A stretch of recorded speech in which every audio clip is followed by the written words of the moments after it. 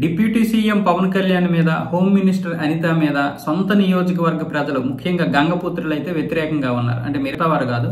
ఎందుకంటే వారికి చేపల వేటాడడానికి తీవ్రమైనటువంటి కాలుష్య అడ్డంకులు వస్తున్నాయి.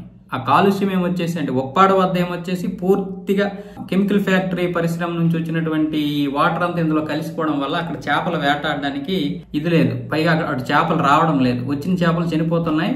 అక్కడ చేపలు కూడా వేటాడడానికి లేకుండా పోయింది. గంగపుత్ర లేదనుకుంటే దూరం వెళ్లాల్సి వస్తుంది. పైగా అక్కడ కాలుష్యం కూడా విపరీతంగా పెరిగిపోతుంది. ఆ నీటిని సముద్రంలో విడిచిపెట్టకూడదు. దాన్ని దూరం తీసుకెళ్లి గవర్నమెంట్ ఎక్కడ నియమిస్తే అక్కడ తీసుకెళ్లాలి. కానీ అక్కడ తీసుకెళ్లకుండా వీళ్ళు రాత్రిపూట ఆ కెమికల్ ఫ్యాక్టరీ నుంచి వచ్చినటువంటి వ్యర్థాలు వదిలేస్తున్నారు. దాన్ని ఇప్పుడు కొనేవాడు కూడా లేడు. మామూలుగా అయితే కొనుక్కుంటారు. ఆ వాటర్ని కొనుక్కొని మళ్ళీ ఏదో చేస్తారు వాళ్ళు. కానీ ఇప్పుడు ఆ చెత్త వాటర్ని ఇప్పుడు ఎవరు కొనట్లేదు, మిగతా వాటర్ని. దానివల్ల ఆ కాలుష్యం పెరిగిపోయి సముద్రంలో కలిపేస్తున్నారు. ఇటువైపు నక్కపల్లి రాజయ్యపేట దగ్గర ఏమొచ్చేసి బల్క్ డ్రగ్ పార్క్ ని ఏర్పాటు చేస్తున్నారు. దాన్ని కూడా వద్దు అని చెప్పి గంగపుత్రులు అయితే నిన్న అనిత మీదే గట్టిగా వార్నింగ్ ఇచ్చారు. ఆవిడకి వార్నింగ్ అంటే మాకు వద్దు, దీన్ని ఇమీడియట్లీ తీపించేయండి, ఈ కార్యక్రమాలు ఆపండి అని చెప్తున్నారు.